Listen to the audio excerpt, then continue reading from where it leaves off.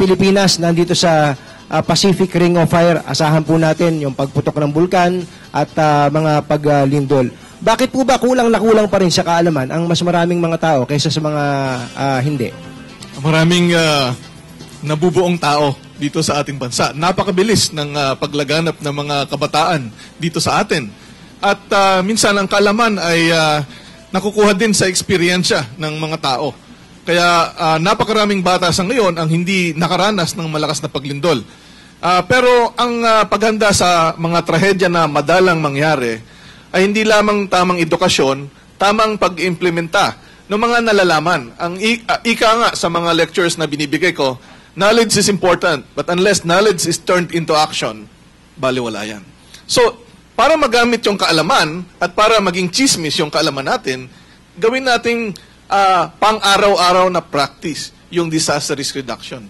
Kunyari, papasok ka sa isang kwarto, titingnan lang kayo saan ba pwedeng may mahulog sa taas ko. Dapat ganun, pupunta kayo sa mall, pupunta kayo sa simbahan, kahit saang lugar. Dapat pinapractice po yun natin araw-araw.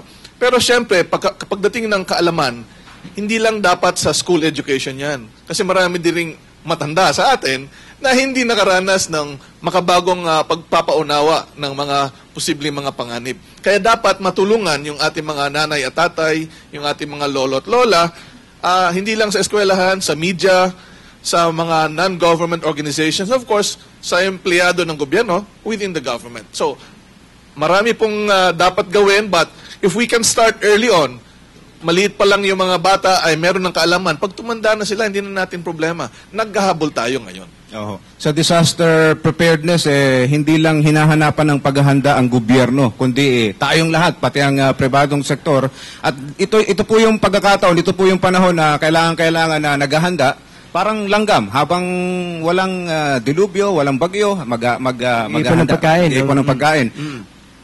Sa bahagin po ito, Director Solidum, ang gobyerno ho ba merong sapat na mga programa, kampanya, para po mapalaganap ang kaalaman sa disaster preparedness? Maraming programa na ginagawa, lalong-lalo na sa Department of Education, no? Na sinisimulan ngayon at matagal na rin na nagkaroon ng mga subject matters tungkol sa sunog, tungkol sa baha, tungkol sa lindol, tungkol sa mga volcanic eruptions. Pero ito ay hindi sapat kasi may mga naunang mga henerasyon na hindi na-educate ng tama. So kailangan din na makapagtulungan tayo sa media and yung mga non-government organization. Lahat po dapat sa mga businesses, sa mga industry. Ang importante po, nabanggit yung langgam na naghahanda sila bago magtag-ulan ay sila ay nag-iipon. Pero hindi lang nag-iipon sila bago umulan. Sila po ay hindi lang mag-isang gumagawa, tulong-tulong po ang langgam. So yun po ang kailangan natin. Lahat tayo ay dapat mag-collaborate, mag-cooperate.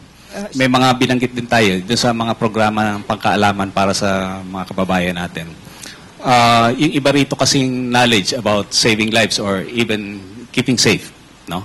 Ay marami rin tayong makikita sa internet, especially mga kabataan ngayon. Techie na yung mga yan at medyo computer savvy. May makikita sila sa website. Pwede silang pumunta sa Feebles at yung ibang websites na pwedeng makakuha sila ng kaalaman. Bukod sa mga experts na permi namang naimbitahan yan at nagsasalita sa iba-ibang fora.